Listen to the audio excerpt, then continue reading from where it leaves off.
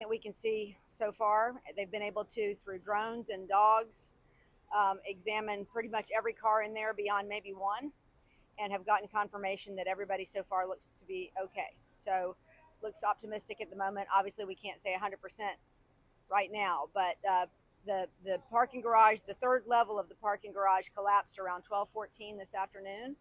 And these guys got here very quickly and began the efforts of getting people out of the stairwells and making sure everybody was okay, and doing the investigation. So I'm going to go ahead and turn it over to Chief Powers and let him tell you more.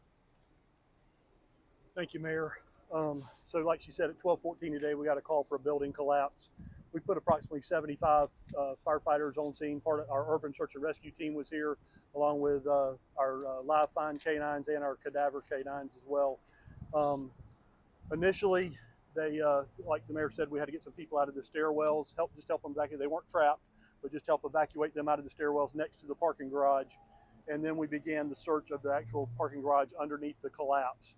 So there's a couple vehicles that are in this collapse zone that are mashed pretty flat, and the structure is not safe at this time, and so we have to be very careful putting personnel in there. So we use dogs, we use JSO brought their drone unit out, and we use drones to do part of those searches, and then we had to do some actual human search as well. But so far, like the mayor said, we have not found anything. But until we can finish unpiling some of that stuff and get structural engineers in here to make sure it's safe, we can't say 1,000% that everybody is accounted for now. JSO can talk to in just a minute, talk about what the side they're working on helping to confirm people's cars that are parked in that garage. But right now we just can't say 1,000%, but we're pretty confident that everybody's safe. The building that's going to be next door to the parking garage and the building that's going to be on the other side, on the farther south of that, Josh Gideon from Municipal Code Compliance is here to talk about it, but they're going to have to condemn those buildings because of the concern of the parking garage finishing the collapse and failing, which could compromise either one of those buildings. So to keep those people safe, we're going to keep people out until the building owner can get a structural engineer out here and they can do something with the collapsed part of that building. The building next door, so JFRD has a responsibility to do inspections in that building next door, the office building. That inspection was done on October the 12th of last year, and a follow-up inspection was done on December 29th. So we do those annually, so it's within the year's period. The building owner is responsible for, by state statute and by city ordinance, for doing inspections on the parking garage itself. And they can answer any questions related to inspections on that. And with that, like I said, our urban search and rescue team did some pretty heroic effort. That is a very unstable parking garage right now, and we had some men and women from JSO and JFRD that really put themselves in harm's way to make sure that people were safe. And I just got to say thank you to both of those teams. With that, I'm going to bring up Jaime Eason from the Jacksonville Sheriff's Office to talk about their part of this. Good afternoon. I'm Chief of Patrol Jaime Eason. Like the mayor and Chief Powers already stated, officers were here pretty fast. We used officers from 3 different districts to help mitigate this. They were here and assisted some people that were in the stairwells, and so we were pretty confident that we got the majority of everybody out at that time. Then at that time, JFRD arrived on scene and we became a support service for them. We handled the traffic and the security of the building and making sure that nobody enters that building. We'll continue to do so. Like JFRD has their side of how they are going to handle this. We're obviously going to be the security aspect of this, and officers will be here as long as needed to make sure that our community and the hospital and surrounding neighbors are safe. Thank you. With that, we can take any questions. We have a representative from St. Vincent's here, and we also have Josh Gideon from Municipal Code Compliance for the city that's here to take any questions you may have. Can anybody say how it happened? What happened? How this? No is the answer. Obviously, we're very early into this, and there'll be a full investigation done. There'll be engineers brought out and look at that, but right now there's nobody prepared to say what happened. Some kind of structural failure, but we don't know what. Chief, what's the layout of this? Is this a central parking garage flanked and connected to 2 office buildings, or what? It's up beside one of the office buildings over here, and then on the other side of it is a residential facility related to St. Vincent's. but it's up close to one of their medical facilities. So when you say condemned, does that mean condemned permanently or condemned barring reinforcement? It's condemned until some structural engineers can get on scene and determine the best way to stabilize that failed structure.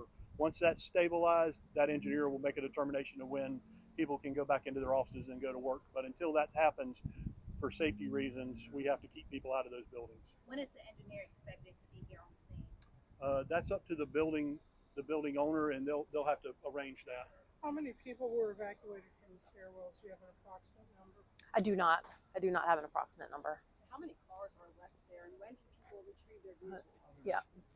There's actually, so like Chief Power stated, that we actually were able to send in drones to ensure that we wanted to put eyes on every single car that we possibly could in there and get tags so that we could, get people identified. So we have about 111 cars in there that we've counted. And the tag numbers to those.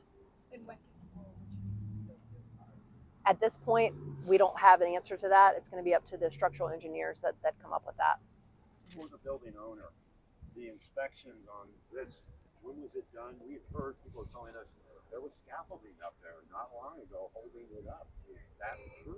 Yeah, absolutely. First of all, really, we just want to say thank you to our first responders for their immediate action on this event, and we appreciate them. We're grateful that it seems no one was injured. We're also grateful for our care staff who ensured continuity of care for all Ascension St. Vincent's Riverside patients. We are conducting an investigation. To do so, we will be working with JFRD. At this time, however, in this point in the investigation, we're obtaining more information, and I'm going to have to circle back on that when I do have more information. But was it inspected? At this point in the investigation, I just need to get more information, and when I have that information, I will be able to provide it. And is it associated with the Chartrand building, the cardiac care? We've been hearing different things. What is it used for, and who uses it? So this parking garage is used for our staff, for any resident who's staying at the location to the left of the building, the River House, as well as for patients. Are you aware that the company that built the parking garage had another garage that collapsed a couple of years ago? And can you talk about? At this point in the investigation, I'm really can't speak to that, and we just really need to obtain more information. And who was the builders of the parking garage? I just think we really just need to obtain more information before we can speak to that. What time did you close your ER, and has it reopened yet? The ER remained open the entire time. We were accepting patients through our Dillon entrance, which is close to our main entrance, and then we were escorting them down to the ER. So the ER has and will continue to remain open. One more question. Chief, you were at the Berkman collapse, correct? Go ahead.